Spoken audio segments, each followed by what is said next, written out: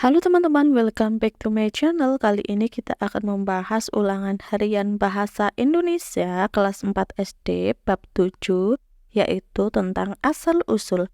Langsung saja ya teman-teman, kita ke contoh soalnya. Nomor 1, perhatikan syair lagu berikut. Rayuan Pulau Kelapa, tanah airku Indonesia, negeri elok amat ku cinta. Tanah tumpah darahku yang mulia, yang kupuja sepanjang masa. Tanah airku aman dan makmur, Pulau Kelapa yang amat subur. Pulau melati pujaan bangsa sejak dulu kala. Lagu tersebut memiliki 2 bait yang berrima titik-titik. Nah, jadi teman-teman kita diminta untuk mencari rima atau sajak dari kedua bait lagu tersebut. Nah, sajak atau rima itu merupakan jatuhnya suara di akhir baris ya. Seperti di sini ada yang bait pertama itu di sini a a, artinya ini sama a semuanya ya. Nah, kemudian bait kedua, tanah airku aman dan makmur, ini U, di sini U, di sini A, di sini A. Maka bisa dikatakan di sini adalah A, di sini karena beda menjadi BB. Nah, simbolnya seperti itu teman-teman. Jadi, bait atau rima 2 bait lagu tersebut adalah yang pertama A, yang kedua BB. Jadi, jawabannya yang tepat adalah yang C ya teman-teman. Kita lanjut ya teman-teman, soal nomor 2. Perhatikan penggalan syair lagu berikut. Setiap hari ku bawa ternak ke padang rumput di kaki bukit. Rumputnya hijau, subur dan banyak. Titik. Nah, lirik yang tepat untuk melengkapi lagu tersebut adalah titik. Apakah A, aku adalah anak gembala? B, karena aku senang bekerja. C, tak pernah malas ataupun lengah. D, ternakku makan tak pernah sedikit. Nah, di sini dikaitkan isinya ya teman-teman ke padang rumput. Kalau ternak ke padang rumput mau ngapain ya teman-teman? Tentunya mau makan ya. Berarti yang D, ternakku makan tak pernah sedikit.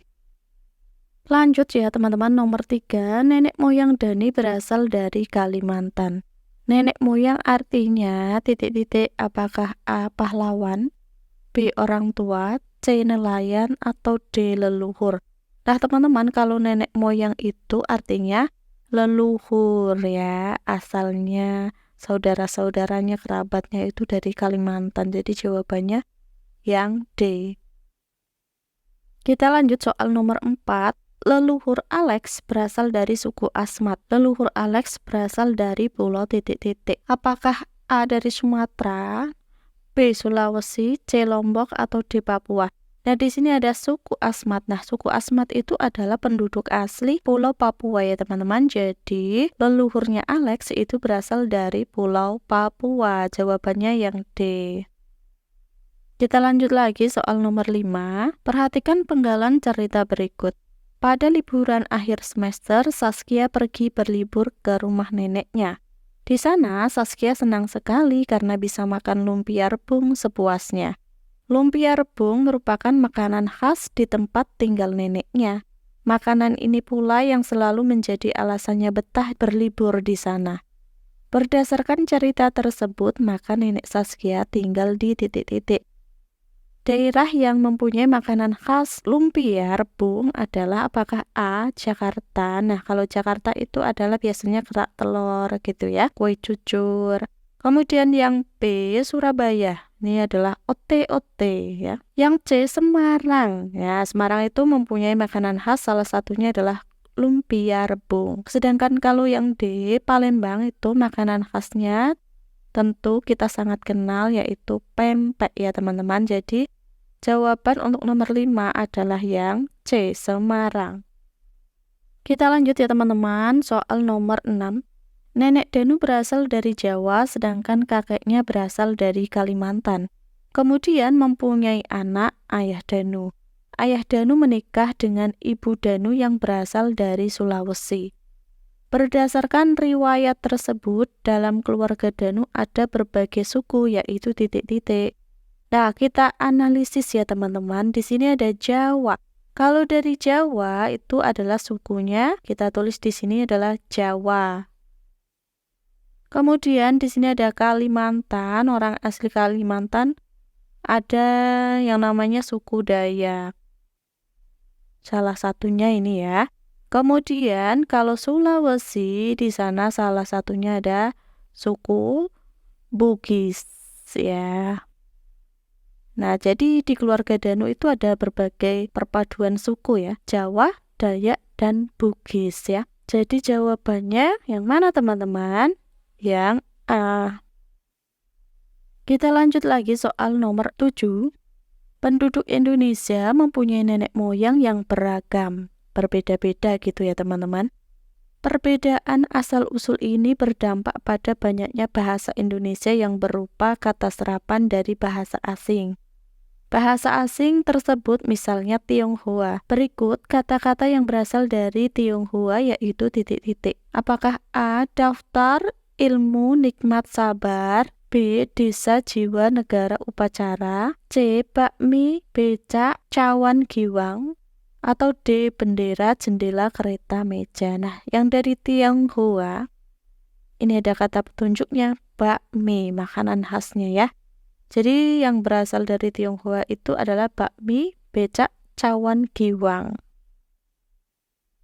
Kita lanjut soal nomor 8. Disebut demikian karena motifnya adalah kaligrafi huruf Arab gundul yang merupakan potongan ayat suci Al-Quran. Titik-titik, batik bersurek dulu, tidak boleh dipakai sembarangan. Nah, kata penghubung yang tepat untuk mengisi titik-titik tersebut adalah titik-titik. Apakah A. Oleh karena itu, B. Akan tetapi, C. Selain itu, D. Namun.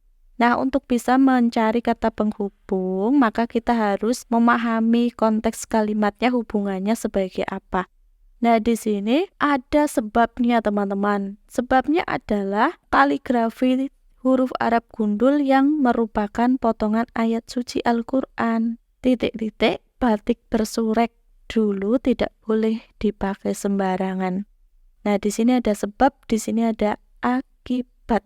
Penyebabnya karena itu merupakan potongan ayat suci Al-Quran.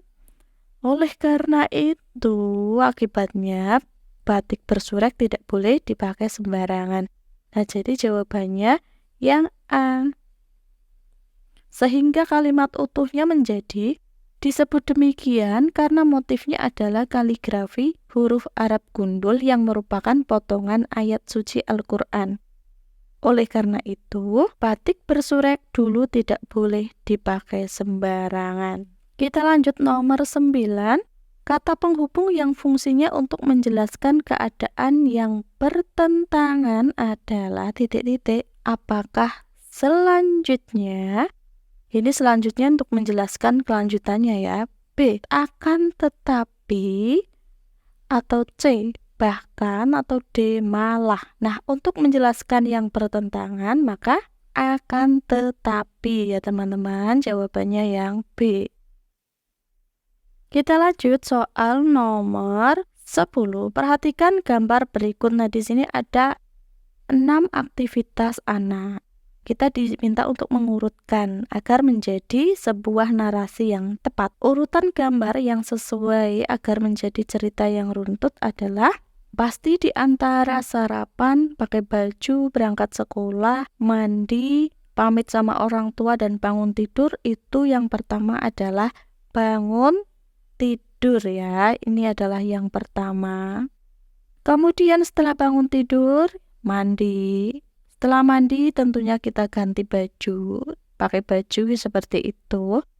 Setelah pakai baju, sarapan, pamit dulu ya, kemudian baru berangkat. Nah, jadi 6, 4, 2, 1, 5, dan 3. Jawabannya yang D.